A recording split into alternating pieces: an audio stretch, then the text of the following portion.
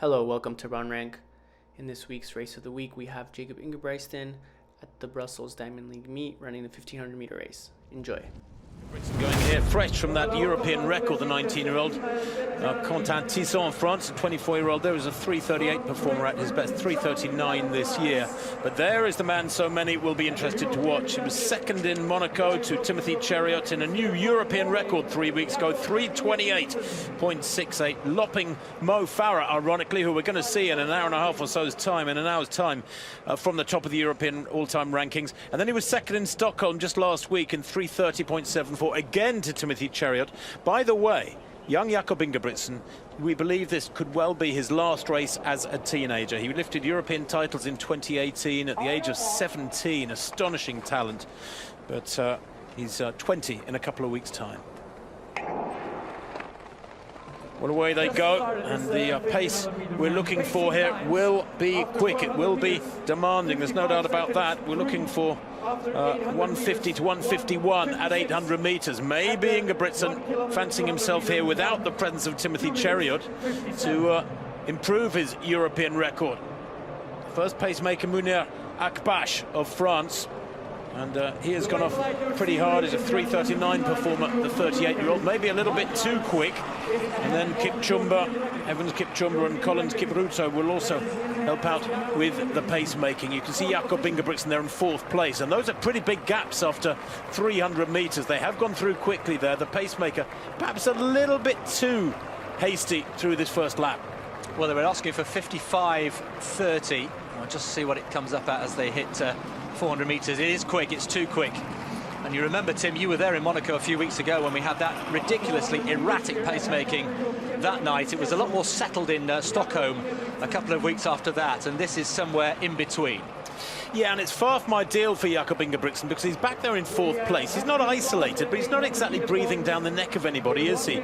And you can see the pacemakers out in front, pushing on with, the gap between the lead pacemaker, Akbash, and Jakob Ingebrigtsen, probably about 10 or 12 meters. It's just too big to really be of any great assistance. Charlie de Valgrice of Great Britain also goes in this field, as does Jesus Gomez of Spain. He's broached new ground recently with 3:33 in Monaco a couple of weeks back, 3 weeks back. That was a strong run from him. But as the pacemaker drops out, they come round the top bend, and that 53.56 is not ideal for the likes of Jakob Ingebrigtsen, although he's beginning to close up now on that second pacemaker. I think that's Evans Kipchumba who steps aside, and Kipruto now in the lead. 151, bang on the money actually after 800 meters, and as you said, Timothy Cheruiyot not here as the rabbit really for Jakob Ingebrigtsen, so he has the field to himself really. He's head and shoulders above everybody else in the field. Jesus Gomez, who's having a fine season, but still some way off, and Jakob Ingebrigtsen in Monaco and Stockholm really had him for breakfast. The only thing is that Ingebrigtsen had Cheruiyot to chase and battle against on the last lap of his last two races in Monaco and Stockholm. Here he's on his own, goes through the bell there in 2:34.5, there or thereabouts. He needs to run a sub 55.5 second lap here to break 3:30. He's perfectly capable of that. His talent is extraordinary.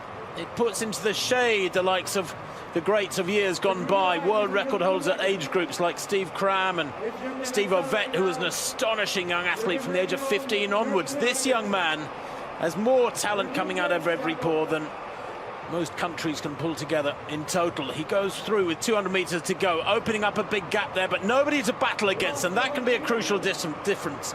Psychologically here, he really is only battling against himself. He hasn't got Timothy Cheruiyot or anybody else to chase. You can see the lights there he's chasing. That maybe is the 3:30 pace he's trying to get to, those green wave lights, which is a fabulous new addition to the technology of track and field athletics at the bigger meetings.